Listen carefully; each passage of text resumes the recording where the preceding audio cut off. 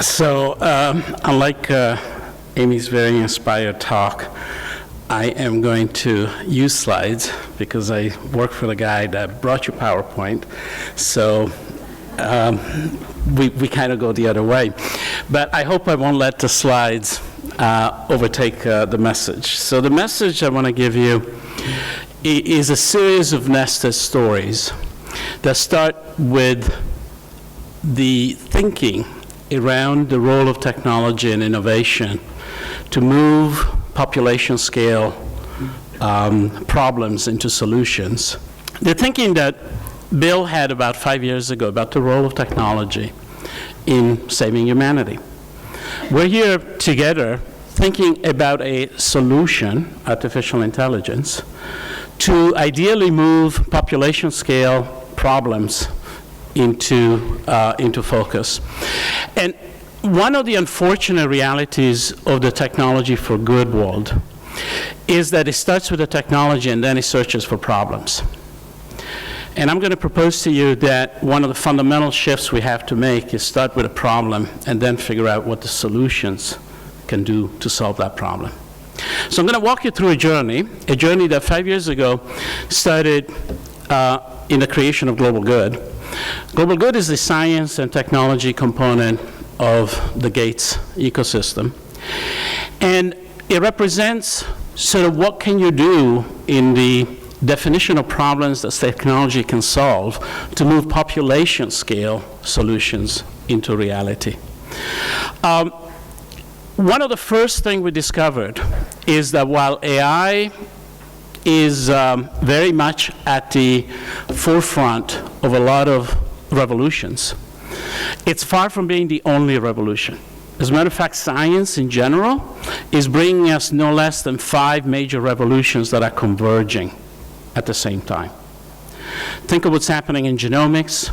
Think of what's happening in material sciences. Think what's happening in computing. All of those are examples of revolutions that by themselves are creating a series of solutions that can now be integrated against problems. So I'm going to walk you through a journey today, not only from the perspective of the developers, but from the perspective of the problems and how working in an interdisciplinary way you can actually create revolutions. The picture you see on the screen is one of the things that we had to do very early in this journey. We had to realize that to master a solution against some of these problems, whether it be global health or whether there'll be global development, we had to integrate some of these solutions. It wasn't enough to just say, I'm going to approach it with an AI-based solution or a machine learning solution. We had to integrate the complexities of genomics, the complexity of population scale data, the complexities of advanced computing, of biochemistry, all into a series of solutions that can actually bring problems to focus. And to do that well, we had to start with a new way of thinking about science and technology development. Now, this is a cover of Nature dating back a couple of years ago. For those of you that are not scientists, Nature is the quintessential scientific journal. And it recognized that these different disciplines have to converge in order to really bring you the next technological revolution. And so you can't work in AI without working in these other subjects. And this is especially true as you start thinking about problems in medicine. So how do we think of AI for good from the point of view of the world's largest charitable trust? Well, we think of the world as being made up of a lot of devices, widgets, that work in their setting. For example, in a first world setting. But that device needs to radically be transformed if it's going to work in a different setting against a different problem. So I call that an unhelpful device. And when you layer in a combination of data, algorithms, and interfaces, when you layer in AI, you end up with a useful device that actually can solve a problem.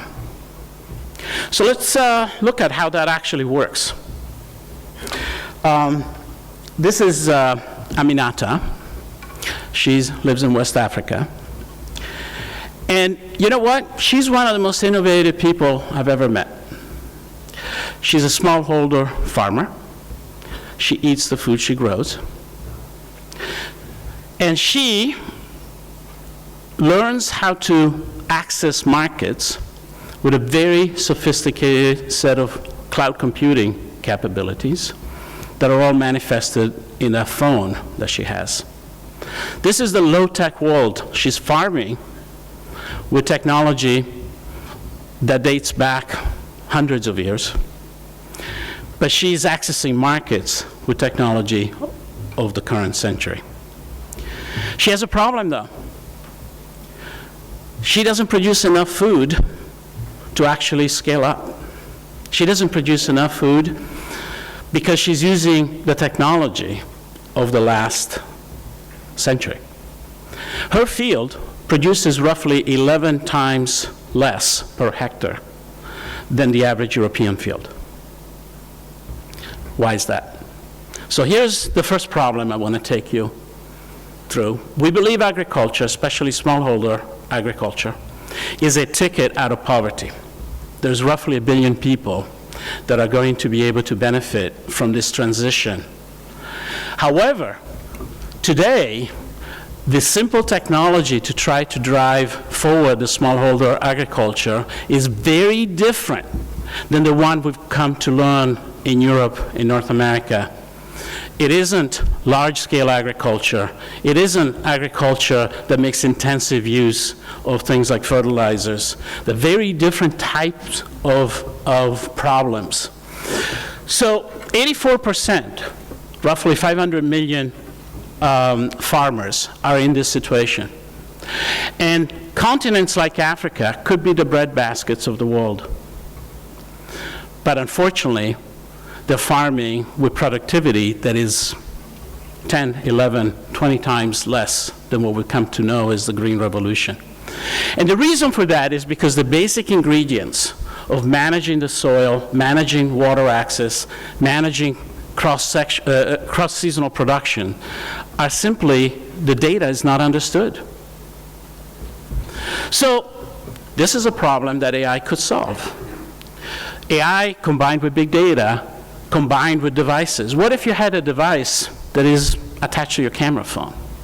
What if that device could give you key data-driven analytics around, for example, the soil and the crops that you're trying to plant?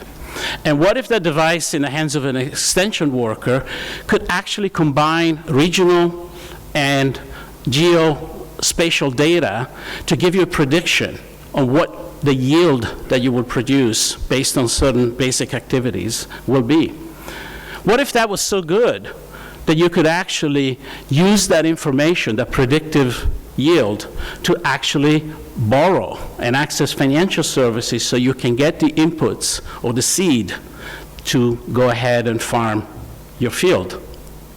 That is a reality that is coming, and it is a reality that is coming to Amiata, where she's going to be able to use the same camera phone to access this kind of data and these kind of financial services to improve her smallholder agricultural output.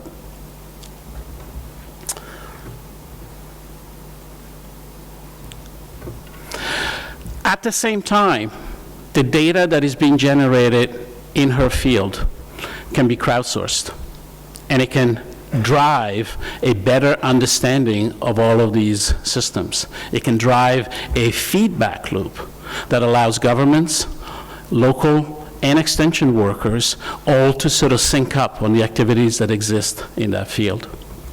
Now, we talked about an example in agriculture, but I'm going to talk to you now about healthcare. Healthcare is in crisis proportion for the vast majority of the planet. We barely get touched by some of these issues because healthcare in the first world tends to worry about diseases and tends to worry about topics, tends to spend money in research that tend to ignore the base of the pyramid. Less than 3% of the global research and development in healthcare is spent for the diseases that are killing 40% of the global population of the planet. 3% going to 40% of the global disease burden. Some examples of that are represented by Mapanyo. She has malaria. She lives in Burma. Her son, just born, has malaria. The chances of that baby dying in the first 28 days of his life are almost 70 times higher in her location than they would be in Europe. We lose half of the babies in the base of the pyramid in the first 28 days of life. So the excitement of that birth is followed by the awareness that she might not see that baby for past this first month of life. And 40% of the disease burden of what's killing people on a global basis is from preventable causes. The medicine has a way to prevent and treat, but because of misguided investments, are not accessible to these populations. So we think healthcare is primed for a reinvention. And it's a reinvention that uses data, and I'll show you some ways in a second. But it also uses integrated approaches that go beyond, strictly speaking, medicine. This is the global burden of disease. It's done in one of our institutes. It's called the Institute of Health Metrics and Evaluation. It's the world's largest repository of disease data. The blue bars represent communicable diseases, and the gray bars represent non-communicable diseases. As Dr. Tedros said earlier, the burden is shifting. Eventually, the world will be made up of the cancers and the hypertensions and those other diseases. But the reality is 40 to 50% of the burden is still infective diseases. And if we don't triage that effectively, we're not going to be able to move the needle on many of the indicators in the health side of the SDGs.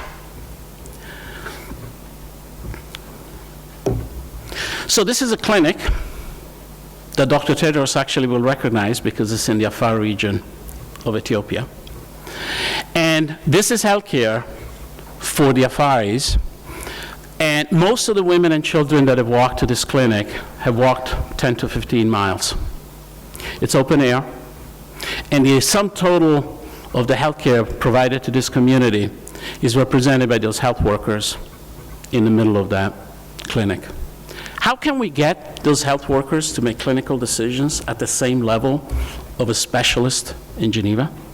Is that possible? The answer is yes. Most of the clinical algorithms involved in health are actually well documented and can be taught to a computer. Now, it's a process that is not simple machine learning. To remind ourselves of what Dr. Penrose said, this is closer to artificial intelligence than it is to machine learning. It's closer to automatic driving of a car than it is to simple machine learning. It's not just based on data. And if you were to look at sort of the paradigm shift in health, moving from doctor to patients in the old ways, to doctor mediated through telemedicine in sort of middle ways, with the dawn of actually having machines replace the doctor altogether is actually near us. Now, it's less about replacing doctors and it's more about lowering the thresholds, making those health workers perform at a higher level. So one example is identifying the patient. Studies after studies have shown that if you do not identify the patient, if you don't know who they are, you can't follow them in the clinical continuum. There is today almost 1.5 billion people not accessing the healthcare system because the healthcare system doesn't know who they are. And you will say, well, why don't we use biometrics? And countries have started doing that, except there are no biometrics ever developed for infants. And many of the health information relate to infants. So one practical example in this journey is work we're doing currently in Bangladesh, and it's about to scale to the entire country, and then it's being used as a prototype. where machine learning is looking at something very simple, the palm and the foot. And out of those two biomarkers, which you can readily acquire with a camera phone, we can identify the patient. We can identify the patient so precisely that we can have all of the clinical algorithms follow them throughout the healthcare system. So AI and a camera phone is the model for a lot of the changes. Complex decisions that require very complex algorithms can be essentially automated. So AI can be used not just to solve one problem, but to solve a nested set of problems, even identify the type of data that you would need to curate a training data set. This is an example out of our malaria program. And in malaria, it turns out there is a big problem that drug resistance is emerging. And determining whether a patient is responding or is susceptible to a particular class of drugs is something that is done with specialists that don't exist in most parts of this world. So if we can get a microscope to replace the specialist and be automated, then you actually have a useful tool. It took us 5.7 million cases in a clinical trial that spanned 130 countries to curate a data set that now allows a microscope to automatically identify and determine drug susceptibility in a device that in the current format is a sub-$500 device that is moving its way into primary care. So here's an example of a very sophisticated clinical laboratory type of capability coming to something as simple as a point of care setting. Now, this device outperforms the best trained human. It took 5.7 million data points, which is really illustrating that to be successful in AI to solve these problems, you have to have a tremendous push toward data and data interoperability and the integrity of the data and the curation of the data. There's no escaping the clinical reality that much medicine is based on clinical trials and collecting that data. An emerging program is around pandemics and around the ability to detect pulmonary health from any cause very early in its onslaught. And in high resource setting, you have sophisticated clinical capabilities, you have sophisticated x-rays and other devices to be able to do that combined with specialists. The problem is in low resources, we have none of those specialists or clinical laboratory. So ultrasound is becoming a camera phone component. Again, remember I told you the world is proceeding in a multidisciplinary way? So it was breakthroughs in material science, breakthroughs in transducer design, breakthroughs in acoustics that are bringing you a new generation of camera phone diagnostics. But that would do you no good if you still needed a specialist. So being able to provide automation in that diagnosis turns a device like an ultrasound device into the same level of complexity of an automatic defibrillator. You don't need to be a cardiologist to use one. You can take the clinical worker in the front lines and actually have them do an advanced clinical assessment. And more importantly, you're collecting surveillance data that can come back up at the government level and come back down at the epidemiological level, so that the clinical algorithms being used are dynamic in nature, and they know what's happening in the region. If you are a clinical worker in a village, and the village next door to you is having 10 cases of malaria, you might do something different to your patients than if you were not in the middle of that. So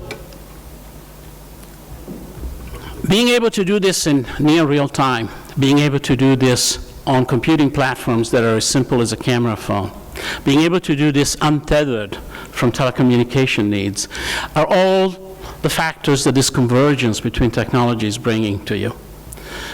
In this case, you're seeing a machine learning algorithm actually tracking how the patient is breathing.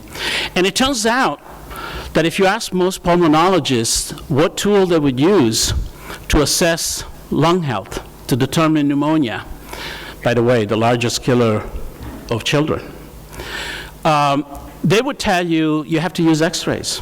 Ultrasound doesn't show you lungs.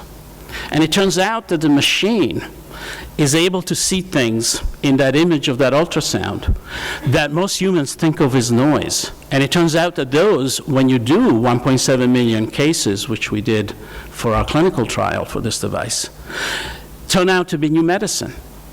The ultrasound is actually more sensitive at seeing some of the details around these patients' lung health than x-rays was, but we're actually teaching the humans from the machine. We're teaching them new techniques. So machine learning is not only allowing us to build very clever devices, but it's allowing us to create new science around what are the indicators, what are the visual biomarkers that we need to use. And my last use case is that Zin. She's a new mother.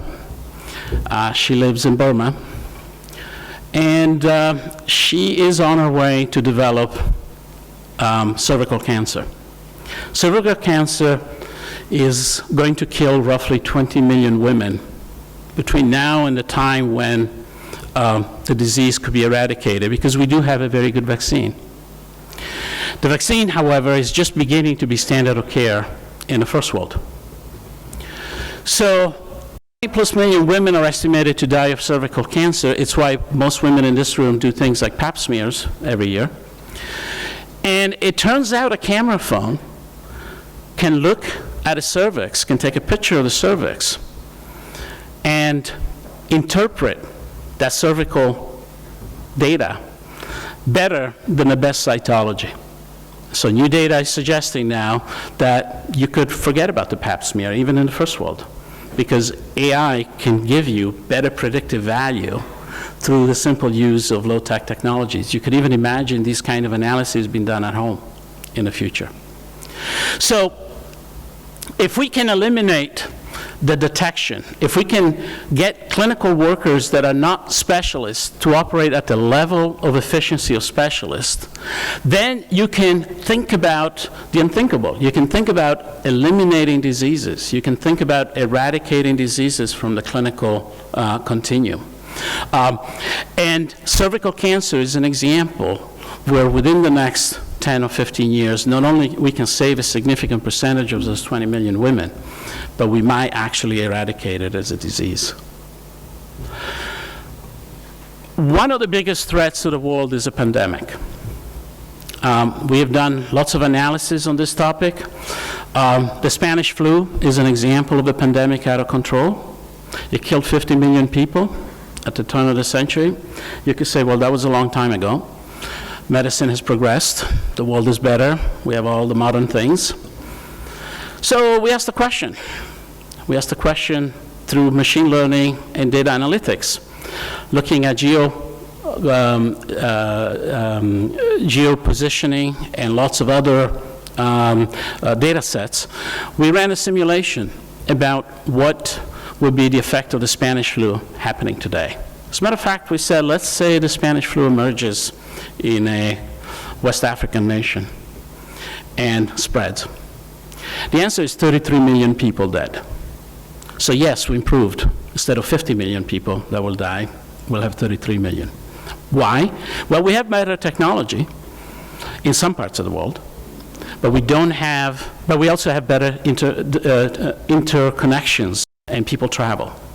So pandemics is also one of the frontiers, and one of the frontiers that data and AI can help us tackle.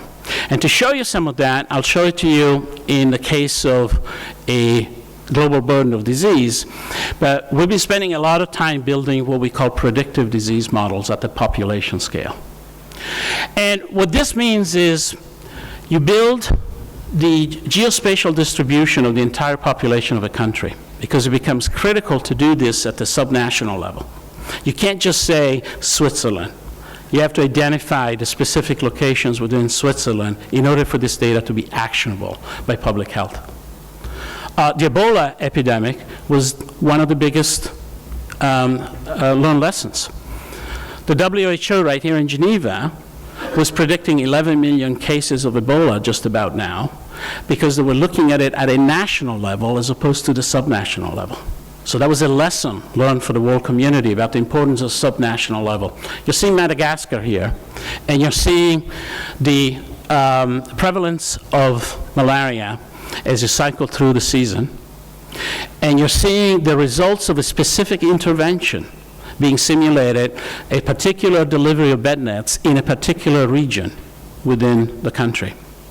We're at the point where, in a combination of machine learning and stochastic or statistical simulations, we're able to predict the next outbreak down to the district level. And we're using this in the context of global eradication campaigns. For example, the polio eradication campaign, which is nearing its end, currently is able to predict where in the world at the subnational level the next outbreak will occur. And this is all done through the combination of machine learning and big data analytics. So at the beginning, Fred told you about my idea about reverse innovation. I showed you some examples here that relate to what's happening in big data health and big data agriculture. They relate to the lowest and poorest, the lowest portion of the pyramid, the so-called bottom billion. And you may say, okay, well, that's all great. It's all charitable work. It's a good thing for the Gates folks to be doing. How does that relate to everything else that the global community of technologists are bringing to bear? And let me suggest to you that there is a new model. With billions of people coming into middle income, with extreme poverty well on its way to eradication, you have a new customer.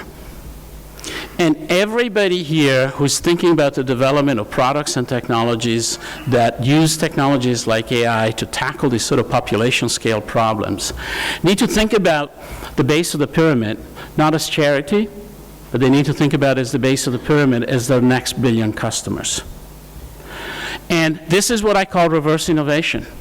Some of the breakthroughs, the population scale breakthroughs around technology, materializing what AI can do for people, they're going to come by solving the problems in the 50% of the population that lives in the base of the pyramid. That means you need to learn those problems, and if you solve those problems, you might just be at the cusp of the next technical and scientific disruption.